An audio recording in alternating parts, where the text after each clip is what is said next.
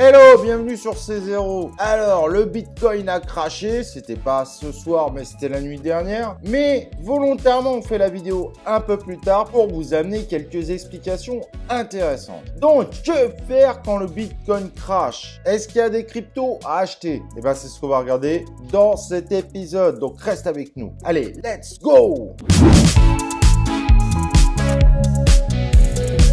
Alors, comme je disais, cet épisode est dédié au crash du Bitcoin, mais pas forcément celui qu'on a eu hier, mais à chaque fois qu'il y a un crash, autant les anciens ont déjà leurs idées, autant les nouveaux, ils savent pas forcément quoi faire. C'est la panique. Du coup, je vais vous proposer quelques idées pour monter votre stratégie crypto, car il y en a plusieurs possibles. Et le plus important, c'est que vous choisissez celle qui vous paraît le plus adaptée à votre mindset. Alors, comme vous avez vu, le Bitcoin a fait un gros crash. Il a perdu 10 000 $ en seulement quelques heures. Et là, c'est la panique. Et donc, quoi faire? Eh bien, la première chose qu'il ne faut surtout pas faire, c'est revendre. C'est trop tard.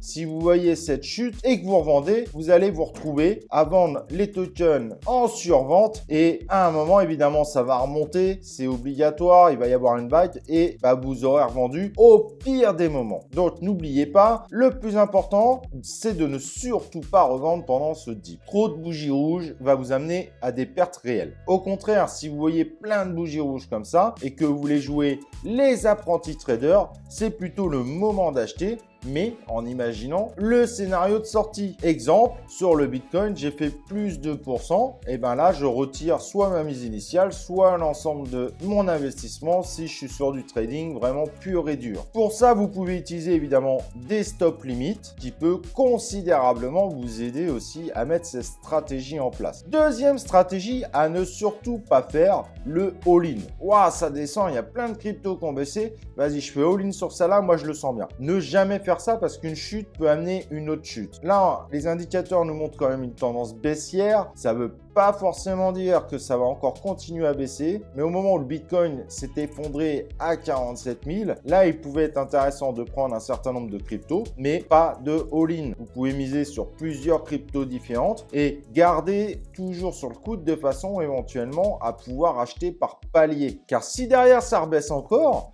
eh bien, ça vous permet d'acheter à un prix encore plus bas et donc de lisser le premier achat. Et c'est ça qui est intéressant, c'est d'investir intelligemment. Et pareil, d'avoir une stratégie de sortie selon les tokens. Si vous faites plus de %, après une chute, vous pouvez même espérer peut-être miser un plus 10%. Mais peut-être pas sur le Bitcoin, mais sur des tokens, par exemple, du top 200, pour préparer une sortie. Soit récupération de la mise initiale, soit de la totalité si vous êtes plutôt joueur. Mais sachez que si vous prenez la totalité et que ça continue à monter, il y en a qui n'apprécient pas, et évidemment, de voir un truc pump juste derrière. Donc, attention à ce terme magique buy the dip, buy the dip. C'est pas forcément une bonne technique. En tout cas, pas quand on veut faire un all-in, quand on sait que la baisse peut potentiellement continuer quelques jours après. Donc, essayez de faire en sorte d'avoir toujours cette capacité de pouvoir racheter si ça baisse encore. Et quand ça monte, de commencer à stocker de l'USDT, du BUSD, du moins un stablecoin. L'USDT étant le plus répandu partout sur les exchanges. Donc, quand le marché fait une grosse baisse, vous pouvez utiliser ce stock d'USDT pour remplir vos bagues. Mais quand le marché monte, il faut penser de récupérer au fur et à mesure de façon à remplir ce bag.